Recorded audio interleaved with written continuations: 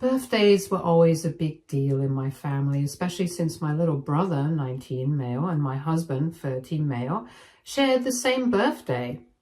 Every year, I, 28 female, tried my best to make the days special for both of them. This year, I put in extra effort, planning a nice dinner with family and picking out meaningful gifts and making sure both of them felt celebrated. But somehow, despite my best intentions, the day managed to turn into a complete disaster. I had spent weeks thinking about what to get each of them. My little brother, who had just turned 19, was a huge gamer. He had been saving up for a gaming console for over a year, but every time he got close, something came up. College expenses, car repairs, or just life getting in the way. I knew how much he wanted it, so I decided to surprise him. I ordered the latest console, bundled with a few games I knew he'd love, and wrapped it up carefully. For my husband, Scott, I went a more practical route. He had been talking about needing a new work laptop for months, complaining that his current one was slow and outdated. So I got him a high-end model that was perfect for both work and personal use, along with a few accessories. I also threw in a sleek leather wallet and a watch that I knew matched his style. It felt like a well-rounded set of gifts, thoughtful, useful, and exactly what we had mentioned needing. The evening started off great. We had dinner at my parents' house where our family and friends gathered to celebrate. Scott didn't have much family on his side and had an estranged relationship with his parents, so neither of them were coming. The food was amazing, the atmosphere was warm, and everything seemed to be going smoothly. That was until it was time for presents. My little brother went first. He tore open the wrapping paper, and the second he saw the gaming console, his entire face lit up. He let out a shout of excitement, practically bouncing in his seat as he held it up for everyone to see. He kept thanking me over and over, saying this was the best gift he had ever received. The pure joy on his face made every penny worth it. But then I glanced at Scott. His expression had shifted completely. The excitement that had been on his face just moments ago was gone, replaced with something I couldn't quite place. Disappointment? Jealousy? I didn't have time to analyze it because it was his turn to open his gifts. He unwrapped the laptop first, and I waited for a smile, for some sign that he was happy with it. Instead, he just nodded, muttering that it was nice. He moved on to the other gifts, offering a small thanks for each, but his energy felt forced, like he was just going through the motions. At first, I brushed it off. Maybe he was just tired. But then, as the night went on, I started noticing little comments. He kept bringing up the gaming console in conversation in a way that made it clear he wasn't just casually mentioning it. He said things like, how cool it must be to get something fun like that, and how some people got all the luck while others got stuck with work-related gifts. I tried to ignore it, hoping he was just joking, but only got worse. At one point, while my brother was setting up his new console, Scott turned to me and asked why I hadn't gotten him one too. His voice had that forced, casual tone, like he was pretending it didn't bother him when it obviously did. I reminded him that he wasn't much of a gamer and that he had barely mentioned gaming in years. He shrugged, saying that it would have been nice to have the option. He pointed out that since it was a shared birthday, I could have at least considered getting them both the same gift, to be fair. That was when it hit me. He wasn't just a little annoyed. He was actually mad. I tried reasoning with him, explaining that his gifts were just as thoughtful, if not more, since they were things he had actually needed and wanted. But he wasn't having it. He kept making comments under his breath, things like how some people got to have fun while others just get boring big boy gifts. The final straw was when he outright suggested that my brother and he switch gifts. He said that since my brother was still young and had plenty of time to buy himself a console, it wouldn't be a big deal if he gave this one up. My brother, who had been so excited just minutes ago, suddenly looked nervous, unsure of what to say. I immediately shut the idea down, telling Scott that it was a ridiculous request. My brother had been dreaming of that console for ages, and it wasn't fair to just take it away from him because Scott suddenly decided he wanted one too. Scott crossed his arms, clearly annoyed. He said that it wasn't about taking something away. It was about fairness. He claimed I had played favorites, that I had chosen to give my brother something fun while giving him something dull and practical. He said that as my husband, he should come first, not my brother. At that point, the tension in the room was impossible to ignore. My parents, who had been listening quietly, finally stepped in. My dad gave Scott a sharp look, telling him that he was acting childish. My mom, who had been so excited to see everyone enjoying themselves, now just looked disappointed. My brother, who had been so happy just minutes ago, was now clutching the box to his chest as if afraid someone would actually take it from him. Scott wasn't letting it go. He kept sulking, making passive-aggressive comments about how he guessed some people just got to be the favorites. The rest of the night felt awkward. Instead of celebrating, I spent the evening trying to manage my husband's mood, while everyone else tried to pretend they weren't witnessing a grown man throwing a tantrum over a gift. By the time we got home, I was exhausted. I had hoped that after cooling down, he would realize how ridiculous he was being. But the moment we walked through the door, he started up again. He said I had embarrassed him in front of my family by shutting him down so harshly. He said that I had clearly put more thought into my brother's gift than his. And then he threw out a line that made my stomach turn. Maybe he should start rethinking how much effort he puts into my gifts too, since apparently I don't care about making him happy. That was the moment I realized this wasn't just about a console. This was about something deeper. But what? And I wasn't sure I could ignore it any longer. Update 1. The night after the birthday disaster was unbearable. I had hoped that Scott would sleep it off and wake up realizing how ridiculous he had been. But instead, he doubled down. The moment we got out of bed, he started again making little jabs about how unfair it was, how he had spent his birthday watching someone else get his dream gift. At first, I ignored it. I figured if I didn't engage, he would eventually drop it. But that was wishful thinking. At breakfast, while I was making coffee, he sighed dramatically and muttered that it must be nice to be the favorite sibling. I turned to him, tired of the passive-aggressive comments, and asked what he expected me to do. He shrugged and said I could at least admit that I had messed up and that I should have thought about how he would feel.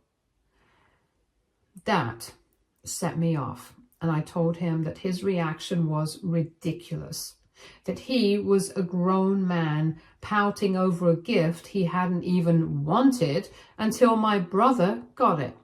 He scoffed, saying I was just dismissing his feelings and that it was my fault he felt like an afterthought. I couldn't believe what I was hearing. I reminded him that his gifts weren't cheap or meaningless, that they were things he needed and had talked about wanting for months. But he rolled his eyes and said that gifts should be about wants, not just needs, and that I clearly put more effort into my brother's happiness than his. I had to walk away before I said something I'd regret. But he wasn't done. Throughout the day, he kept bringing it up in different ways. He would randomly sigh and say how some people just get everything handed to them while others get boring big boy gifts. At one point, he went so far as to jokingly suggest that my brother should at least let him borrow the console for a while to make things fair. By the evening, I had reached my limit. We were sitting in the living room and he brought it up again, saying that if I really loved him, I would make this right. I finally snapped. I told him that I wasn't going to apologize for his jealousy and that he needed to grow up and let it go. His response? He crossed his arms and said maybe he should rethink our entire relationship since clearly I prioritize my brother over my own husband. I burst out laughing because I couldn't believe how childish he was being. I asked if he was seriously threatening our marriage over a gaming console. He said it wasn't just about that. It was about how I had disrespected him and publicly embarrassed him in front of my family. At that point, I realized that no amount of reasoning would get through to him. So I stood up, grabbed my keys, and told him I needed a break from this conversation because I wasn't going to spend another second entertaining this nonsense.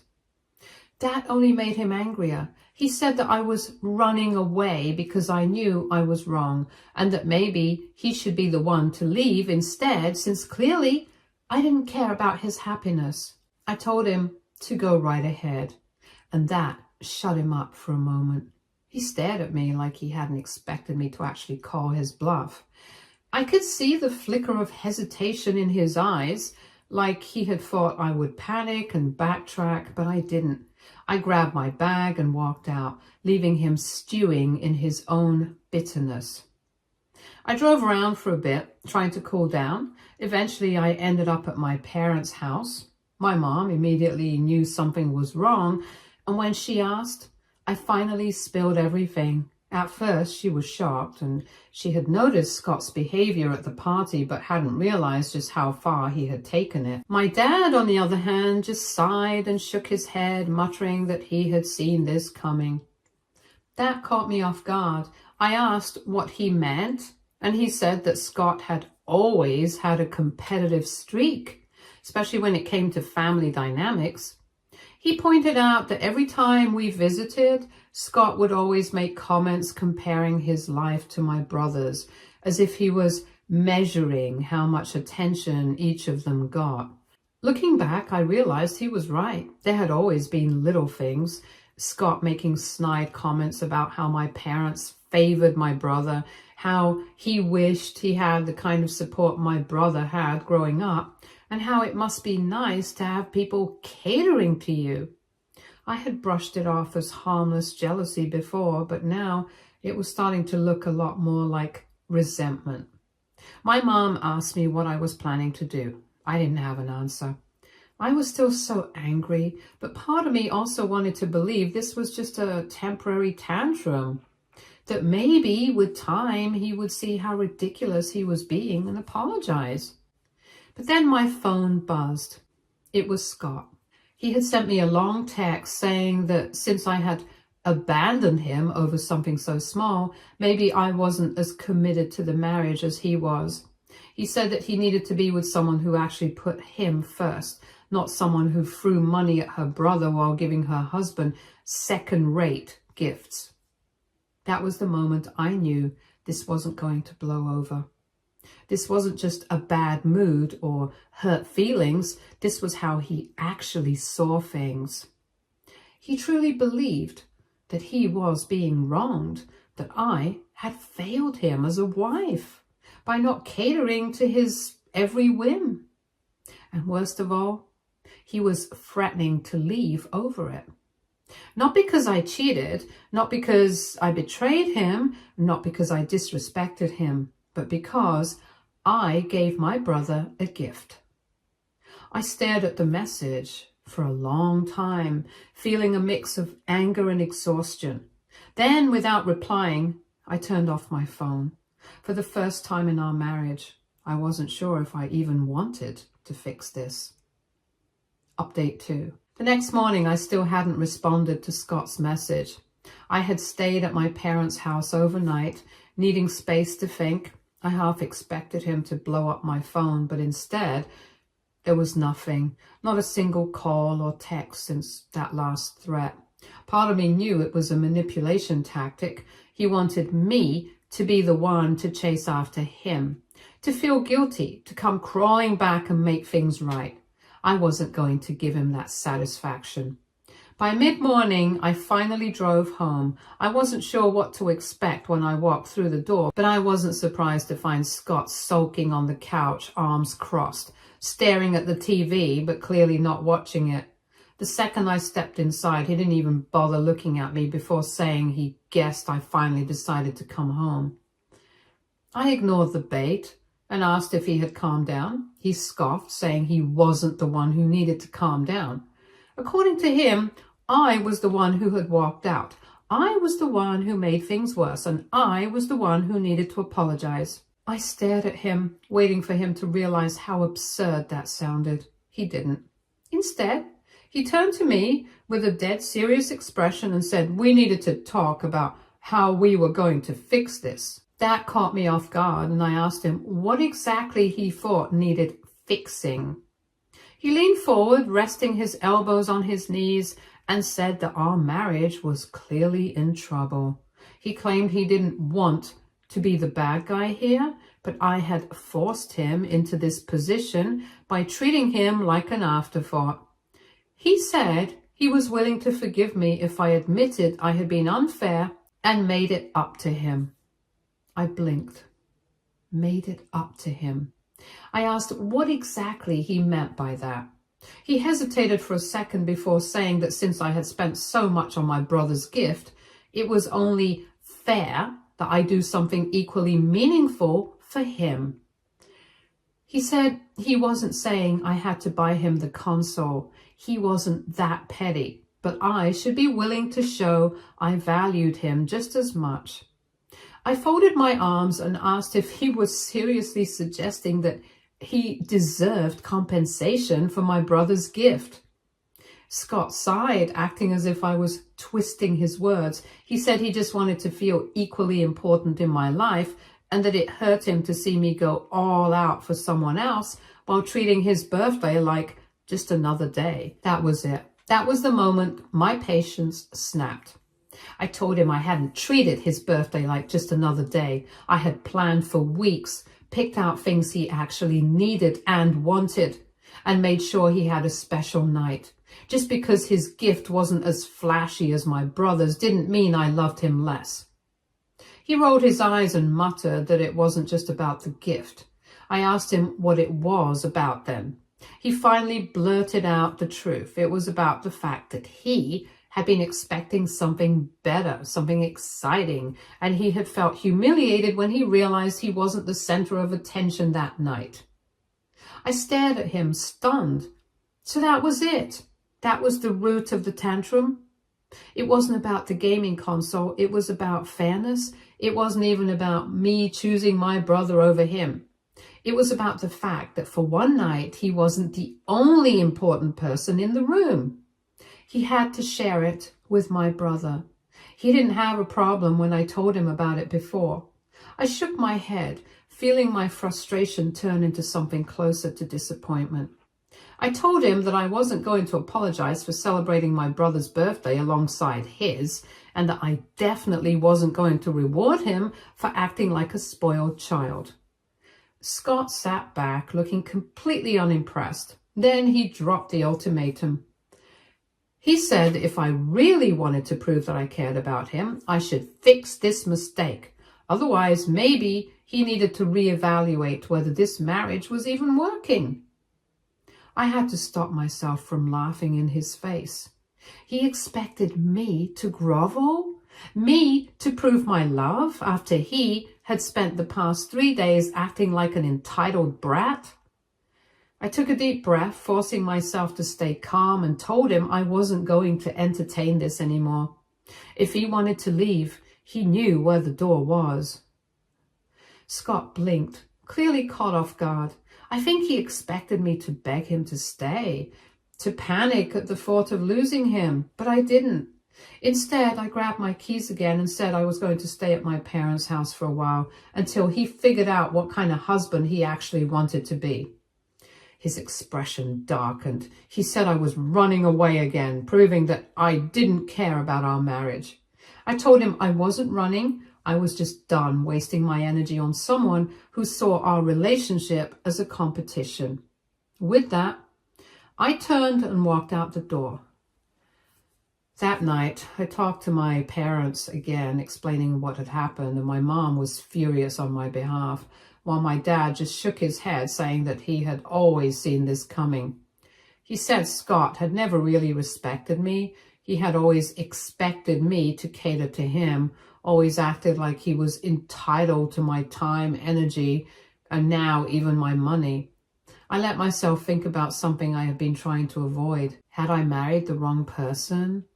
Scott had shown me who he truly was, someone who believed he was entitled to everything I had to offer, but gave me nothing but complaints in return.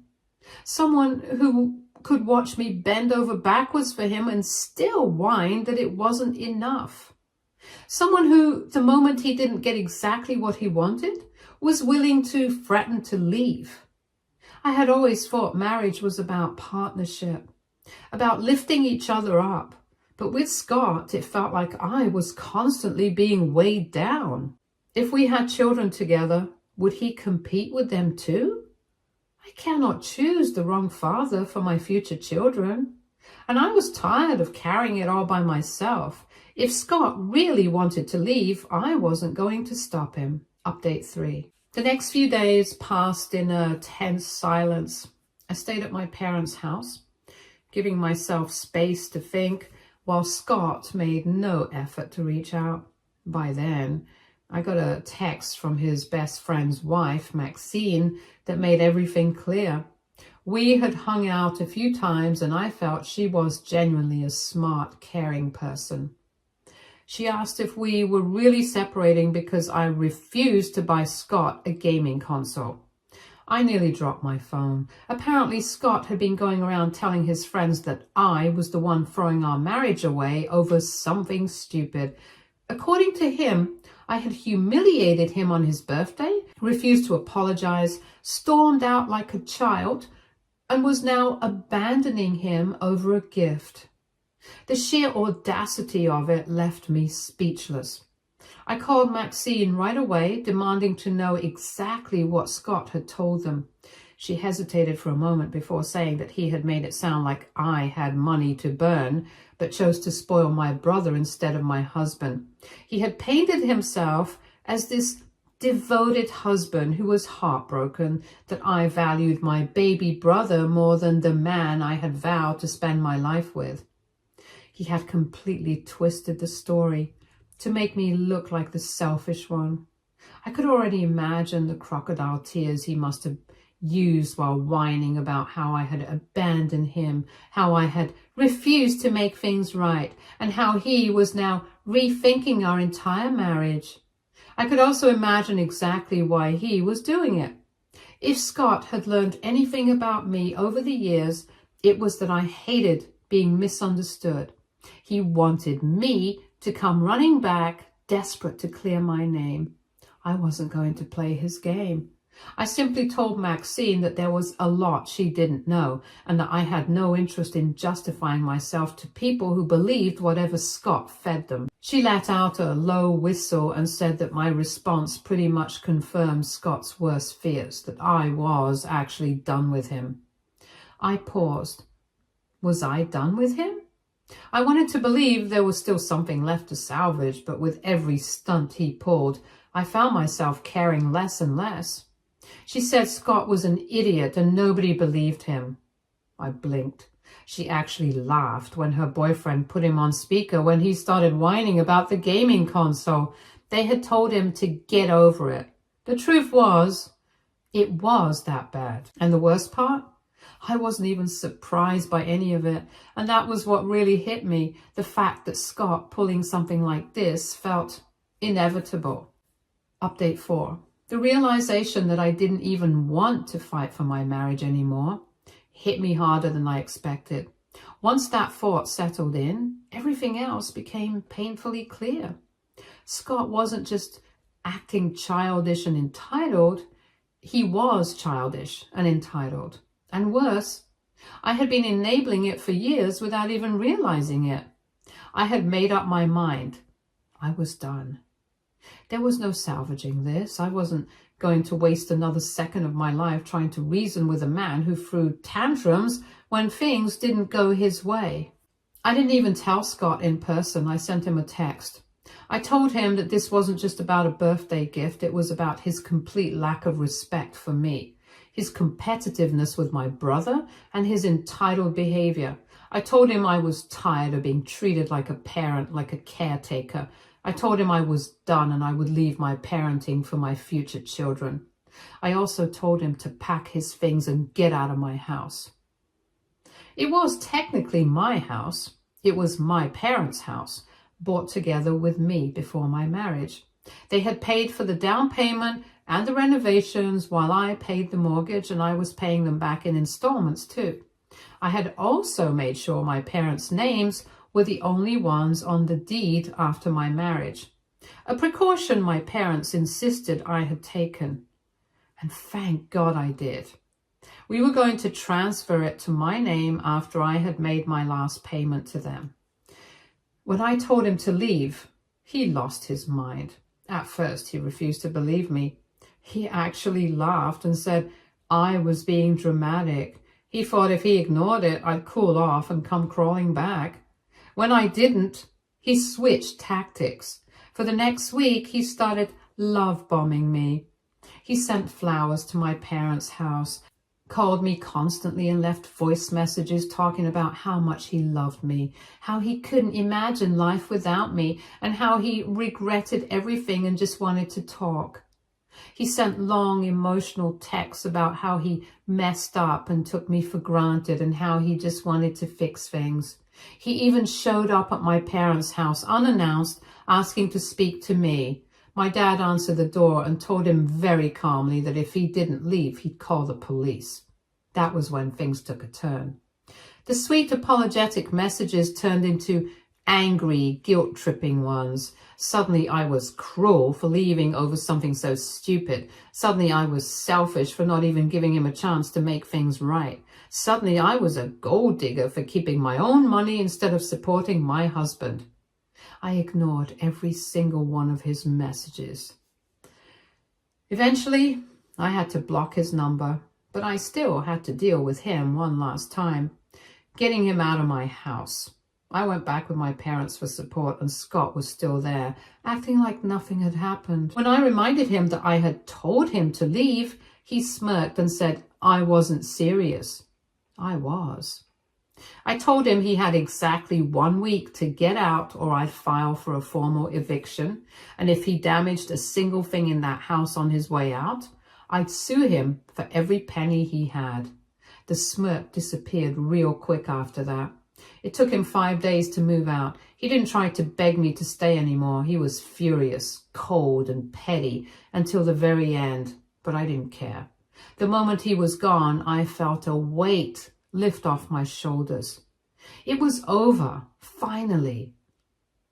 Update 5. Filing for divorce was easier than I expected. Emotionally, it was freeing. Legally, a straightforward process, thanks to the fact that I had protected my assets. The hard part? Dealing with Scott's delusions. The moment he got served the divorce papers, he lost it. At first, he outright refused to sign. He tried arguing that I was just acting out and would regret it. He claimed we could fix things and that every marriage had rough patches. I told him this wasn't a rough patch. This was a wake-up call, and I was done. That was when he switched gears. He said he wouldn't accept the divorce, that it was unfair and one-sided, and he had rights too. I told him I was more than happy to take this to court, that if he tried to drag it out, I would sue him for every wasted legal fee and ensure he left this marriage with nothing. That shut him up real quick. A few days later, he changed tactics again, this time playing the remorseful husband. He said he had thought about everything and that he understood where he went wrong. He was finally ready to accept his faults. But it was too late. I had given him 4 years to change. He only cared now because he had no other choice. I didn't respond. I didn't engage. Update 6. Scott and I are officially divorced. Even his lawyer was flabbergasted about the gaming console incident. Yes, my house is safe. He didn't have much to his name anyway, and he didn't get anything from me except half the joint account savings, which was barely anything. Another thing I have to thank my parents for.